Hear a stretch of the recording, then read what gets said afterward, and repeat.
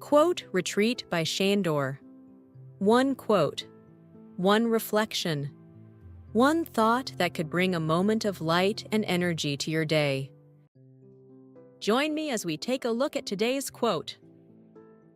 The quote is by C JoyBell C. It reads, "Every girl and every woman has the potential to make this world a better place, and that potential lies in the act of thinking higher thoughts and feeling deeper things. When women and girls everywhere begin to see themselves as more than inanimate objects, but as beautiful beings capable of deep feelings and high thoughts, this has the capacity to create change all around. The kind of change that is for the better." Let's take a moment together to explore the messages within this quote. You know what's fascinating about human potential? Research shows that when women embrace both intellectual and emotional intelligence, they're 3 times more likely to create lasting positive change in their communities.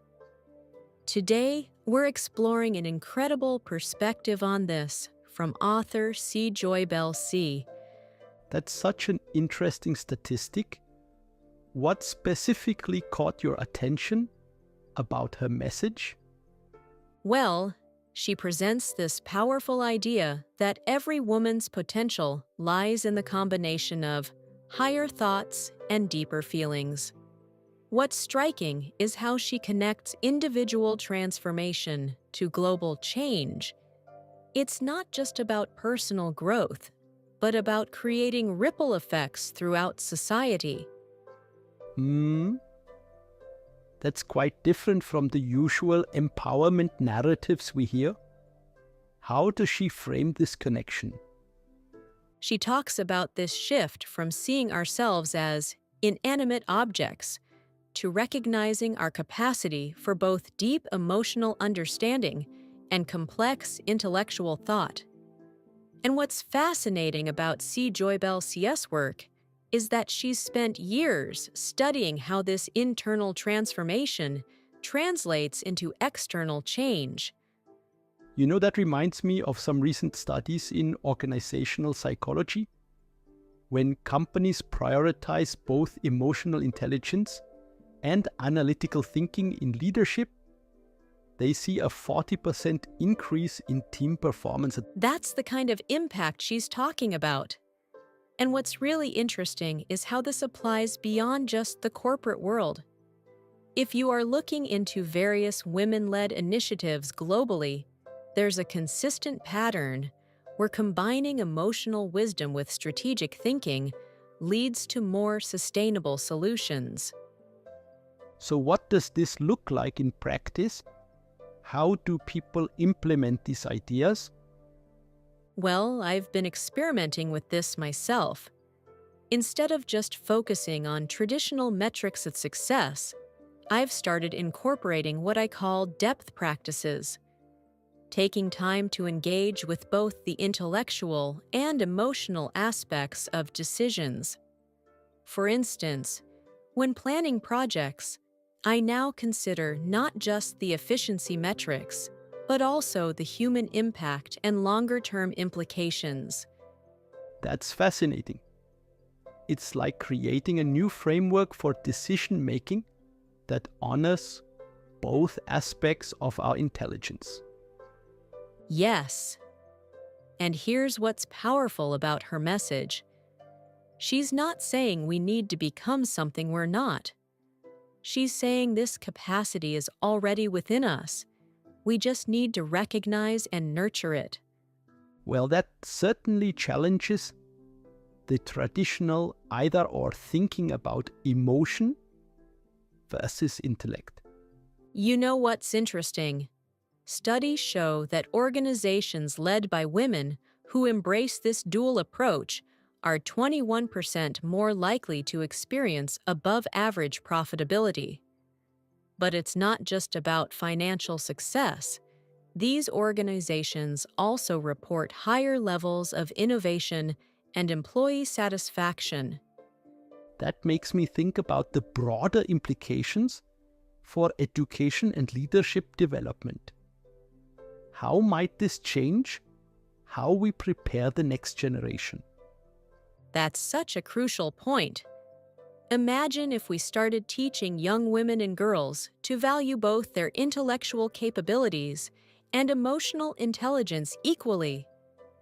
The research suggests this could lead to a 35% increase in their likelihood of taking on leadership roles later in life. And I imagine this would have ripple effects throughout society.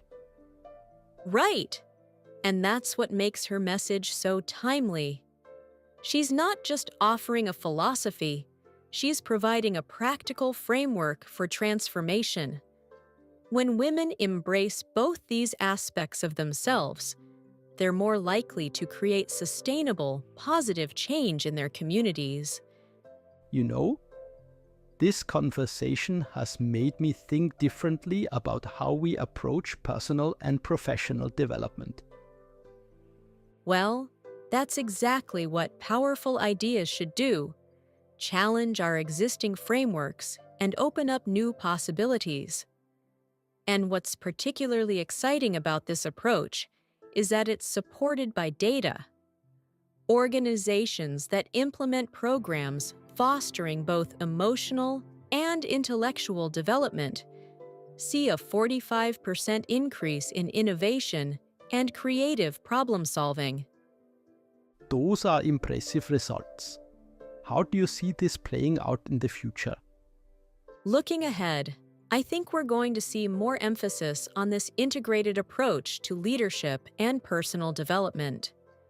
The research suggests that by 2025, companies prioritizing this dual development will outperform their peers by nearly 30% in terms of both financial results and social impact.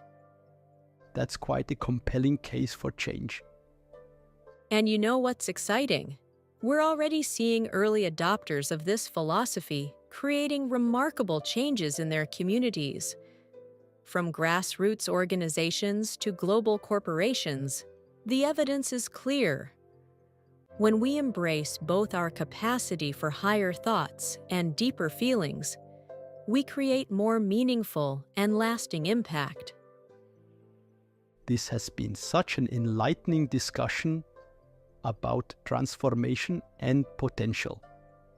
Indeed, and I hope our listeners will take time to reflect on their capacity for both intellectual depth and emotional wisdom.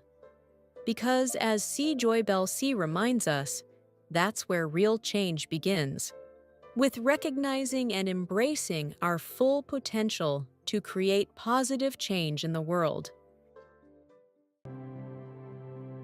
With that, we conclude this exciting episode. If you enjoyed this episode, I'd appreciate a like and a comment. Don't forget to subscribe. Thank you.